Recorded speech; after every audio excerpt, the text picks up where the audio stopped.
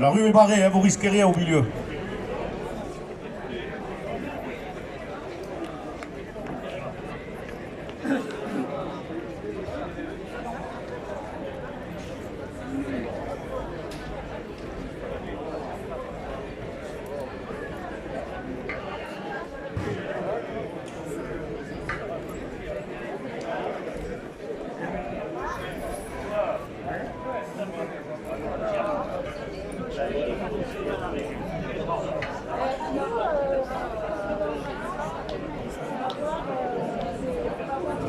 Ouais.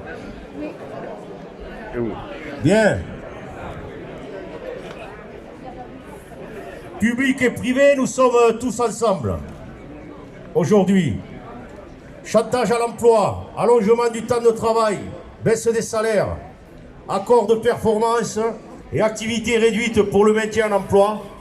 Le gouvernement met en avant son arsenal pour détruire massivement les emplois, le droit des salariés et leurs conquis sociaux au profit des politiques patronales mortifères. Avec la retraite par points et la casse de l'assurance chômage notamment, ils s'acharnent à vouloir maintenir un vieux monde rétrograde pour satisfaire les intérêts du capital au détriment de l'intérêt des salariés, retraités et privés d'emploi. 60 milliards d'euros versés aux actionnaires en 2019 par les entreprises du CAC 40. 90 milliards d'euros d'exonération de cotisations sociales et patronales et cadeaux fiscaux en tout genre par an aux entreprises. C'est au nom du sacro-saint profit qu'ils veulent sacrifier des milliers de salariés, plonger dans la misère des milliers de familles et imposer la précarité, gage de soumission comme avenir de la jeunesse.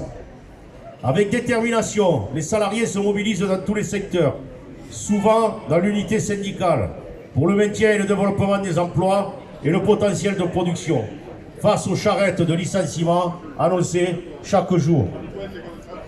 Mais nous le disons haut et fort, les revendications portées par les salariés et leurs syndicats dans les luttes, les projets d'alternatives de développement de l'emploi ouvrent des perspectives. Il y a urgence à obtenir satisfaction à leur légitime combat, mettant fin aux politiques de casse. La semaine à 32 heures, le SMIC à 1800 €, le renforcement de notre sécurité sociale avec notre système de retraite solidaire sont indispensables et urgents. L'assurance chômage doit jouer pleinement son rôle en assurant un revenu de remplacement pour tous, y compris les jeunes, sans condition de seuil d'accès. Les mobilisations et la construction de luttes s'intensifient. Partout, les entreprises et les services, dans les entreprises et les services, les cahiers revendicatifs doivent se construire. Partout doivent s'organiser des assemblées générales pour décider de modalités d'action afin d'avoir une rentrée combative. Partout, il faut défendre nos petites fermes, la revalorisation de nos retraites comme promis. Plus de paysans, c'est plus d'emplois et c'est la dynamique de la ruralité. La crise sanitaire a montré combien les services publics et la fonction publique sont essentiels, notamment pour garantir à toutes et à tous l'accès aux droits sociaux et aux soins. Plus que jamais, la mobilisation sociale doit se faire entendre pour une politique publique d'investissement, pour l'emploi, pour les salaires et la diminution du temps de travail, pour notre système de protection sociale, pour nos retraites dans un environnement protégé, pour des services publics renforcés. C'est tout le sens de l'appel à la mobilisation et à la grève d'aujourd'hui et de toutes celles qui vont suivre. Merci.